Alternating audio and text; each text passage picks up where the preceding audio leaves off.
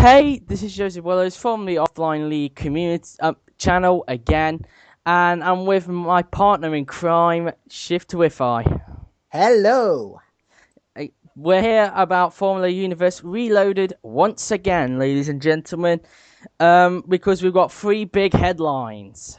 Maybe even more, who knows? But we've got a lot of stuff to go through today. Consider this the official presentation of how the series is going to run. Obviously, lineups and all that have not been decided yet, and we will be deciding via a live stream draw. Exactly, so we don't know what date it is, but at the moment we've got 13 out of 22, so we need 9 more people. Please go sign in, guys. Link down in the description to the apply video. So, without further ado, let's get on with the 4 main headlines. And the first thing is about the calendar. Yep, I know this is going to be the main focal point of the whole series because you can't have a race without racetracks. Exactly. So, pretty much it's going to be based on a 1998 calendar. And Mr. Anderson, take it away. Wow, yeah. So, round 1, it's not going to be Australia. Contrary to popular belief, that was the first round of the 98 calendar, but we have other tracks on this calendar as well, because I have the ability to do that sort of thing, because I run it in holiday mode, which is a point I will come to later. Yep, I will explain as well. For now, though, let's just concentrate on the calendar. And round 1 will be coming from the Autodromo Jose Carlos Pace in Sao Paulo, Brazil. It is Brazil. Now, famous for having a title decider over there. Very good track. Not very brilliant in terms of the country because of the violence and all that. But again, very good track. The weather could throw up a spice. But this time we're not deciding a title because it's at the beginning of the season. The last time in Formula 1 Brazil was the first round was back in 1995. Indeed, yeah. Now, of course, we won't be deciding the title here, but we might be getting a couple of title contenders out of it. Exactly. So, that's round 1. Let's go to round 2. And that will be held in the nearby country of Argentina because we're going to the Autodromo Oscar Alfredo Galvez in Buenos Aires. Argentina.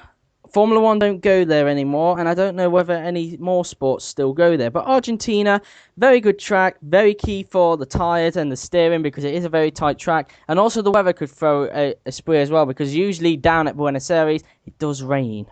Yep, it's an absolute classic track, and it should throw up a good race. Yep, so, round number 3.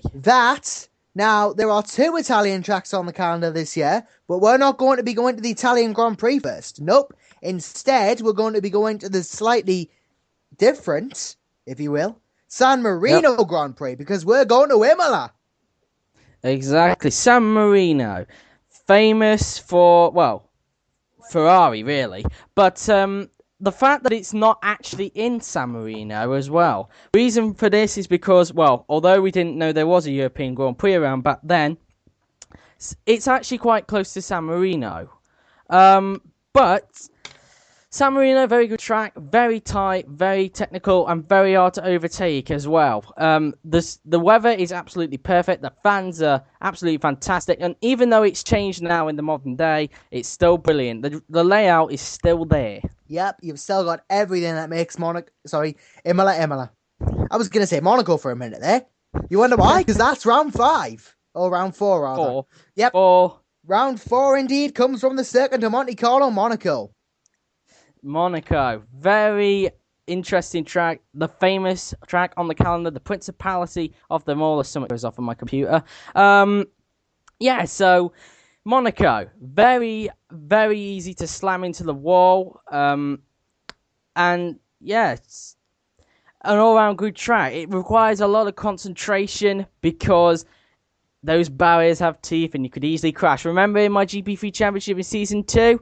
There was a lot of crashes and we only had 5 runners in it. So hopefully we won't have a repeat of that again. But overall, it could throw in a bit of a spell with the weather, but usually it is very sunny over there. Yep, Monaco very demanding on brakes, and it's more of a grip-based circuit than a power-based circuit. So expect to see some of the more reliable cars and some of the backmarkers maybe shine here. Exactly. So, we've got round 4. Let's move on to round number 5. Round number 5, in normal progression mode, we go because we're going to Canada at the Circuit de Gilles Villeneuve, Montreal. Canada. Now, I don't know what it is about Canada, but it always throws a fantastic race. We even had two great races in Canada in this current decade that we're in. One of them was in 2011. I'm pretty sure you remember that, Josh. Yep.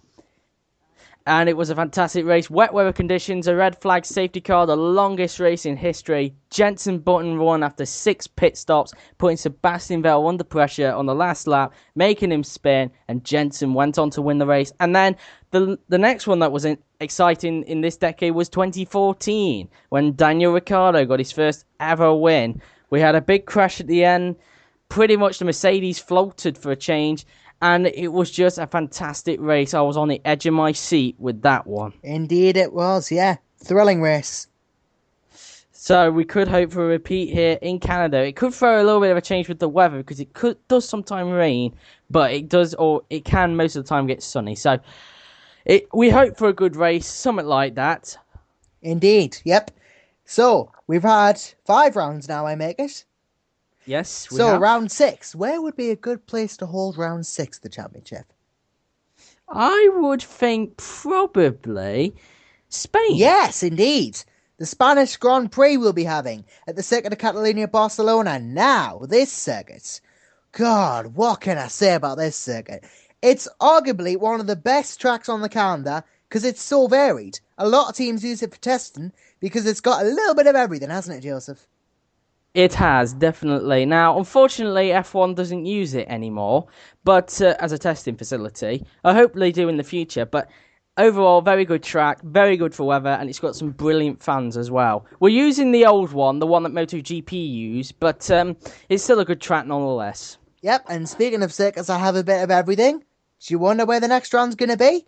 Another circuit that has a bit of everything. What do you think it's going to be? Is it Silverstone? You're damn right, it's Silverstone, the British Grand Prix. Silverstone. Now, a lot of teams have bases in Britain. One of them is obviously McLaren, Tyrrell, and obviously all the British teams are in it. But Jordan have their base in Silverstone, so they could get a little bit of an advantage. Tyrrell will have a bit of an advantage, even though they're at the back, because they're based in Brackley, which is not that far from Silverstone. And McLaren have a base in Woking. Williams have a base in Oxford. Benetton, I believe, have a base in the Cotswolds, I believe, or whatever you call them, up in the hill.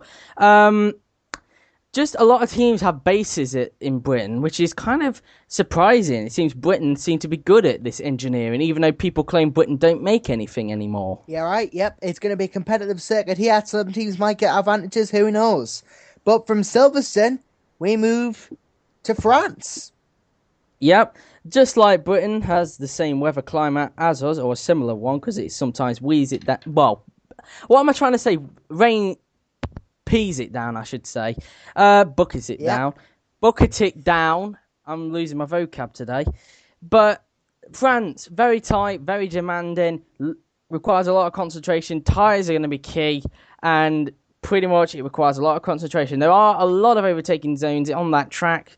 Well, only a few, I should say, but it still could produce a good race, and the weather could bring out a twist. Yep, the Circuit de Neve Manicourt always want to impress. And never gets used on Formula 1 anymore, and we're using the old configuration, the one that was used between, well, I don't know when they used it, between there to 2002. So, yeah. Indeed we are. Now, moving on, that's past the halfway stage, so round 9. Well, we're not going that far, because we're going to Germany. Germany also has, but which Germany? Yes, indeed, there are 2 German tracks on the calendar. And we are going to the Nürburgring for the European Grand Prix, because there is a European Grand Prix in Formula Universe. Yeah, although it's called Luxembourg, but we are going to call it the European Grand Prix. Now, Nürburgring is brilliant. Let's be honest here. The Nürburgring is, by many, considered a lot of drivers' favourite because it's got pretty much everything that you want on that track. Indeed, yeah. It's famous for the Nordschleife, but we're not using that now, although surprisingly World Touring cars are using it next year. Yeah. But we're not using it because it's dangerous and very long. So we're using the Grand Prix track, but it still produces some fantastic racing, and weather could throw a twist as well. So round 10. Yep. So after the Nürburgring, we don't go that far because we're only going to Hockenheim. Yeah, Hockenheim. Now, Do you remember the GP3 Championship? Don't we all? Can you remember the fact that it was famous for a lot of crashes? Oh, yeah. Especially one serious one with Yannick Verhaegen. I think you actually pronounce it Verheyen, but I'm not sure. It's Dutch. It's Dutch. Anyway, Germany, very good track. It's the long one, fastest on the calendar. Produce a lot of top speeds out of that car, and you could get a lot of DRS zones in that. But obviously, these cars don't have DRS, so we should have an exciting race. Everyone's got to try and avoid crashes, avoid their engines being puffed out by smoke. And just all round, a very good track, and hopefully we should have some exciting racing. And the weather could also throw a twist as well. It could, yeah. Hockenheim, the fastest circuit on the calendar. And, well, we're going to the second fastest circuit afterwards because we're going to the Italian Grand Prix at the Autodromo Nazionale Monza. Italy. Very famous track. Been on the calendar since the beginning.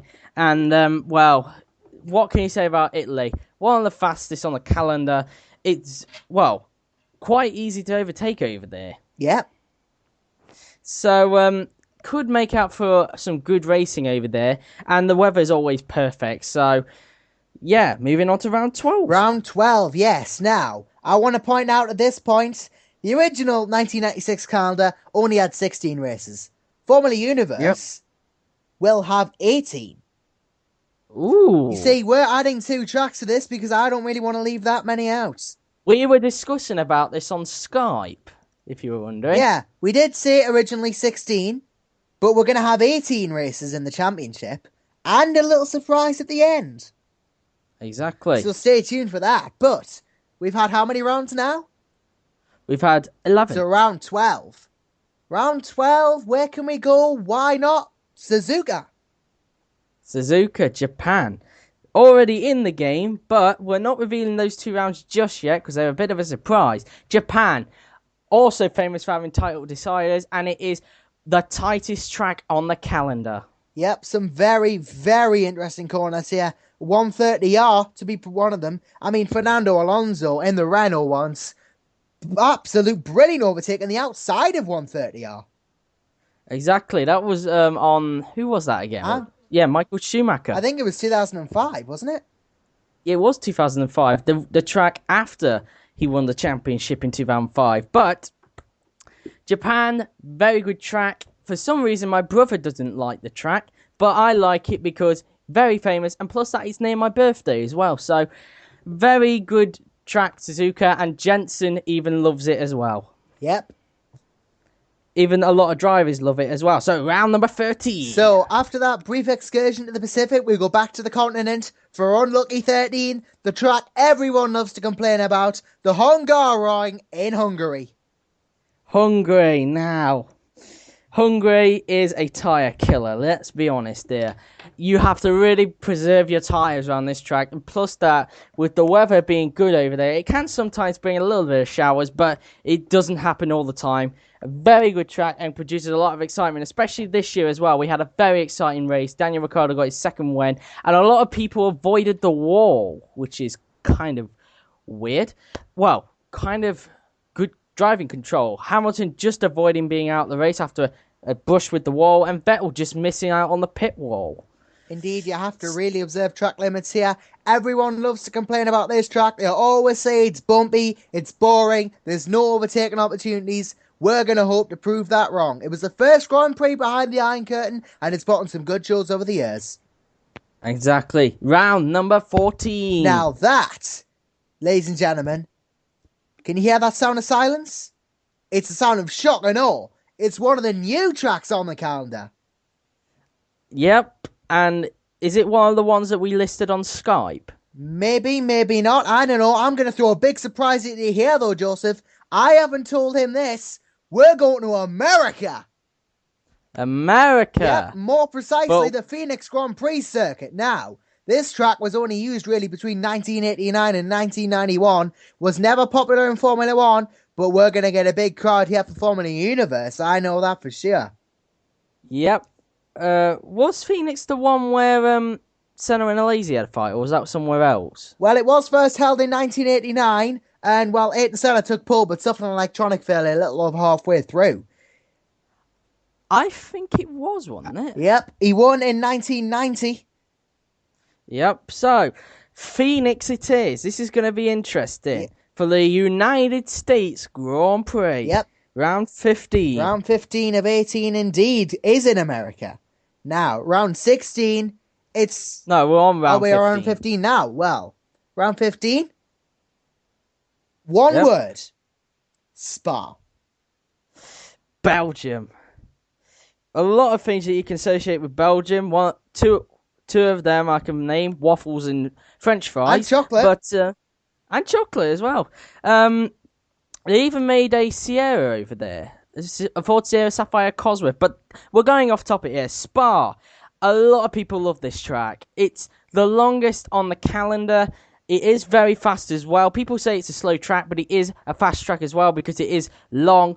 And there's a lot of things you've got to like about Spa. The weather could throw a twist in it. And it is also my brother's favourite track as well. So, yeah, a lot of things to associate with Spa, and it always produces a fantastic race. Yep, it does. And from Spa now, we go to a track that in the 1998 season was near the middle of the calendar. But we could full well, if we see a dominant champion, have the title decider here, because we're going to Austria. Austria. Hold on. Is that? Oh, no, it hasn't. I'm getting confused. Austria. Now, it has been removed a couple of times. It's now known as the Red Bull Ring, but it's called the A1 Ring on the game. Austria. Very tight track. Not as tight as Suzuka, but you have to really avoid trying to go off the track here. It is very easy. And it's a very fast track too. We've seen many races over the years, even after the redesign from the Österreich Ring came to the A1 Way, we've seen many good races here. Exactly. You could probably do about 1 minute 8 over here, which is amazing. So, but obviously we're not with these cars. You could probably see them doing about 1:13. I don't know.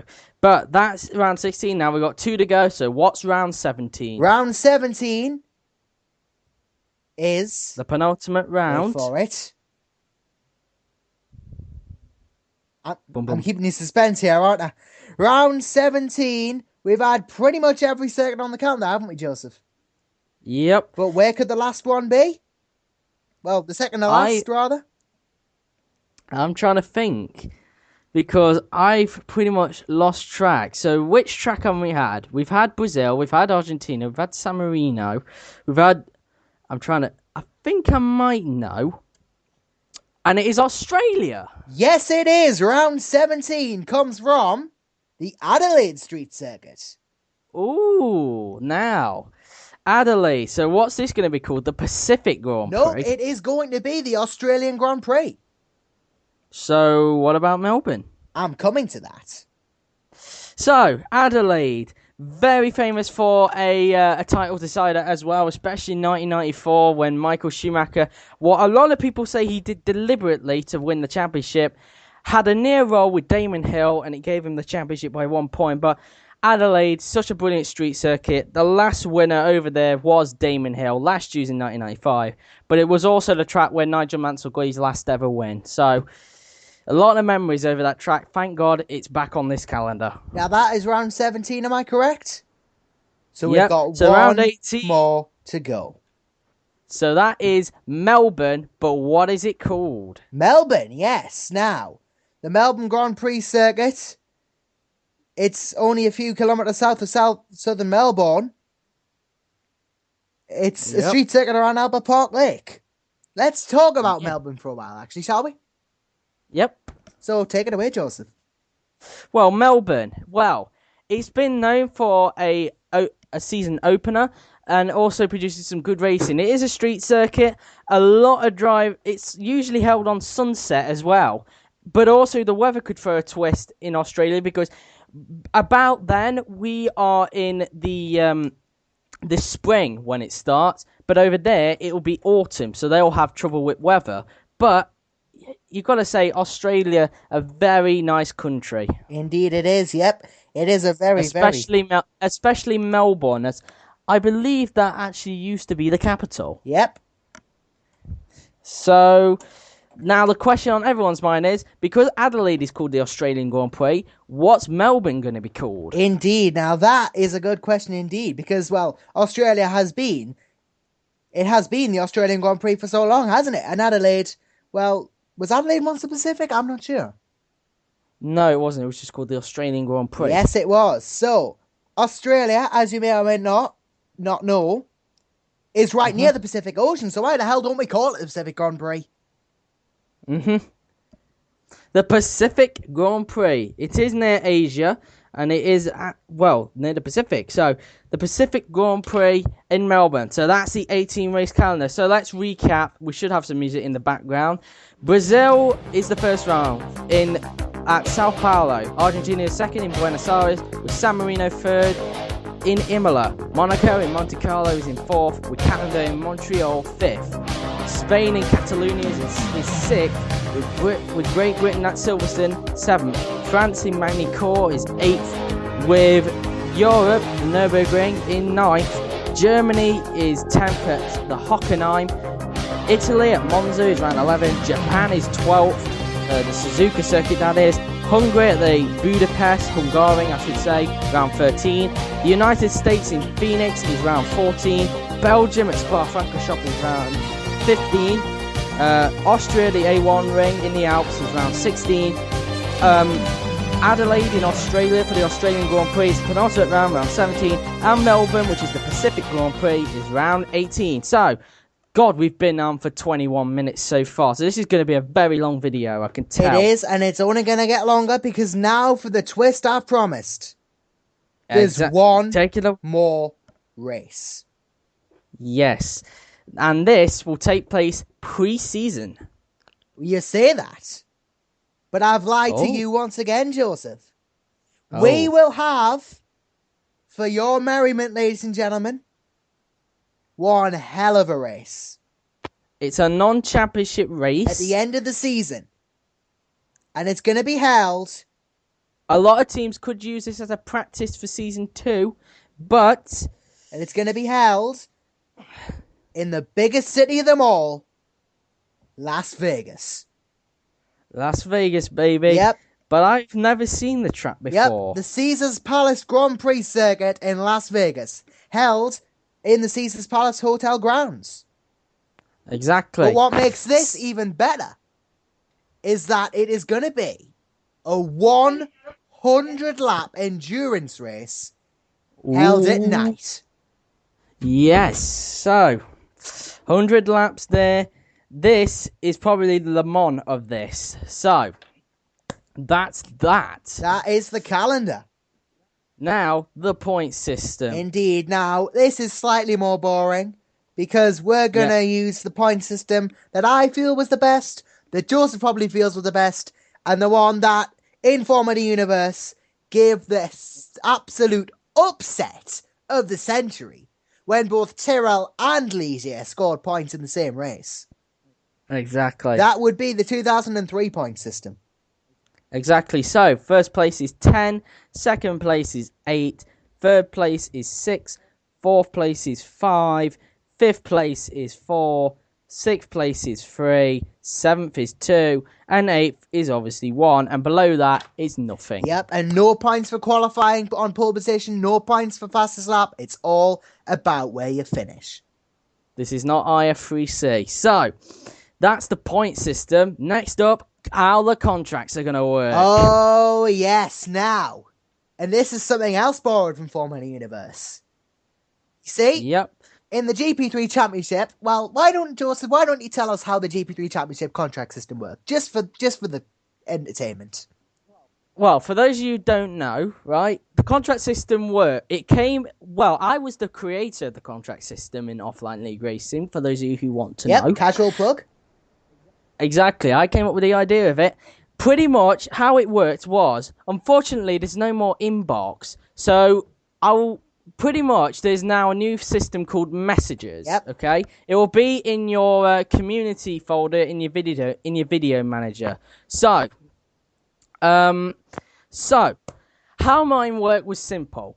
You pretty much get judged on how well you're doing if you're in a small team, and pretty much, on the first season, everyone was given a season contract and were given the option of extending it. So what I did was send them a load of teams who were interested, and I gave them the option of how many seasons they wanted to be at the team. Some of them stayed at their team, some of them left because they weren't enjoying their time at the team, or they impressed the top team and went there. So that's how mine worked, but Josh's was different. Indeed it was. It borrowed a couple of elements from Joseph's, but it was much more realistic, much more exciting. However, it was never used because it got defunct after round 1. Yes, but this would have been the focal point of Formula Universe. You see, how mine works and how this works is completely different, bar a few elements. Now, it keeps the idea of having each driver have a one-season contract to begin with.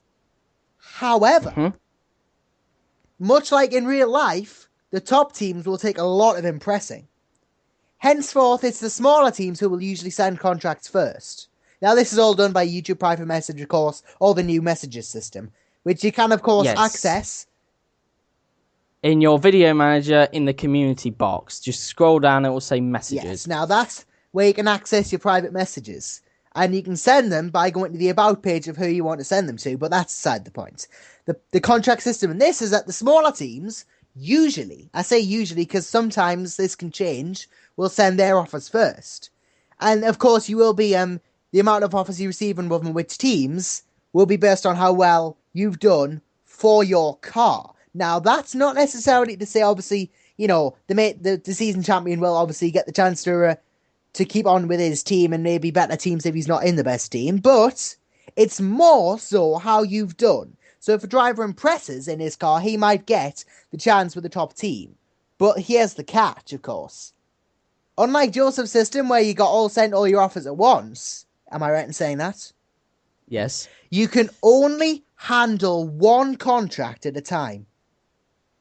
Exactly. You have to decide when you get the contract whether you want to take that contract and be safe with it, or do you want to gamble, say no to the team, and hope for a bigger team to pick you up. Yep. And that can backfire. They might keep asking you to try and change your mind, but yeah, that's how his works. The bigger teams might only ask once. Opportunity knocks, as they say, and it might not pay off. Exactly. So you've got to really think tactical, guys. Don't think that because it's a top team, you can just write your pen on the paper. It's different. Yep, and they call the amount of seasons too, not you. Not you. Right, so we've discussed contracts. Indeed we have. Which has been going... We've nearly done this for half an hour. So the final thing we've got to talk about is other stuff. Yep, all the assorted goes here. Now, we have been on for half an hour, as I've explained, yes, and as Joseph explained, because there's a lot of stuff to get through. Exactly. A lot of unannounced changes, a lot of surprises, and one of those surprises is a slight change in the pecking order, isn't it? Yes. And I don't know anything about this, only Josh does, so I'll be finding out today. I think you do know, actually. I think we discussed this earlier on Skype, but I'm going to be running the races now. Well, refresh my memory then, so I can remember. Yes, Joseph has GP3 on his computer. The only issue is he can only run it in software mode, much like I only could when I ran Formula Universe. Yes, and recently I've also had another problem that's popped up as well. Recently, the game has decided to freeze a lot, so it's a good job Josh stepped in. Indeed it is. I've got a new laptop. I can run hardware mode. Yep, there'll be a couple of graphical issues, but, you know, for the amount of stuff I'm going to bring, including, but not limited to, customized steering wheels, customized engine noises, and TV overlays. Yep, a customizable TV graphic, especially with the driver's name. Yep. And a new T-cam, it looks All like. new cameras, yes. All new cameras. You'll be seeing action from places you never thought you could see it. And that's not an advert for an adult movie either. Yeah, exactly. Anyway, so any more other stuff? Yep, indeed. So, we've talked cameras, what I can bring to the series, but I'll be running it now. And we'll be dual commentating, of course. Well, we won't be dual commentating. We'll be driving, won't we, Joseph? Yep. Because that's something that he did briefly touch upon in the sign-up video, but I don't think many of you picked up on it. Do you want to explain? Why don't you explain? Yep. We've made picks too. Yeah, exactly. So, of course, we're not going to bias it towards ourselves. We're going to be totally fair here. We've made our picks before we even made the video saying that we were rebooting it. So we've already made our first and second choice picks because, well, I've made a slight mistake. I didn't mean to tell you to pick 3 teams. I meant to pick to take 2 from each group. So sorry. But we've fixed that problem now, so don't worry about that. But we made our choices beforehand. We're going to be totally fair. We're not going to whinge and complain if we get put in a lower group. well, exactly, no. And yeah, so is that everything? Well, aside from the fact the commentators are going to be, we need to talk about who the commentators are, aren't we? Yep, it is us 2, but we're not being our names. Way to ruin the immersion. Well, yeah, I say that, but everyone knows by now, don't they? Yeah, exactly. So, it's the same with IF3C. Us 2 have fictional names. A lot of you know my fictional name now, I'm pretty sure. Josh Total. But Joshua's is different. It's not Milton Hamlin. Oh, no. We've got a technical expert with us. Exactly. So, are we going to reveal that name now? I don't suppose why not. Exactly. Now, a lot of you will be familiar with this name because I'm sure you've seen this somewhere. Yep, he's raced in the GP3 Championship and he won the now defunct Formula Universe Championship because there was only one race and he won it. Exactly. And his name is... You shoot it to us, Joseph. Austin James. Yep, the Formula Universe champ and British racing extraordinaire is in the comms box. Exactly. So, that's that covered, and I think that's everything, isn't it? I think it probably is, to be fairly honest with you. Yes, and we've passed the halfway mark. Fantastic. So, thank you for watching. Link is down in the description to apply. Please apply, guys. We're nearly there. If we don't get there, we'll just have to put some drivers in, some made-up drivers in, or drivers from 96 season, so that you can then take over if you decide to come in. But that's that. So, thank you for watching. Any last words, Shift? You should better prepare yourselves for one of the best offline leagues you've seen. Exactly. So, are we going to launch that trailer, or are we going to keep it a secret for now? Oh, yes, we are. And yeah. You'll like the trailer, created by Mr. Anderson himself. Indeed it is. It will double as the intro for this series. Every single race, every single broadcast will have this at the start of it. Exactly. And a lot of you will recognise the theme song as well, but I can tell you for a fact, it's not a Formula 1 theme song at all. Nope, you'll have to guess that out for yourself what it is, but we're going to show you it now. We're going to call it a day. So from me... And for me... It's goodbye, and grab the popcorn.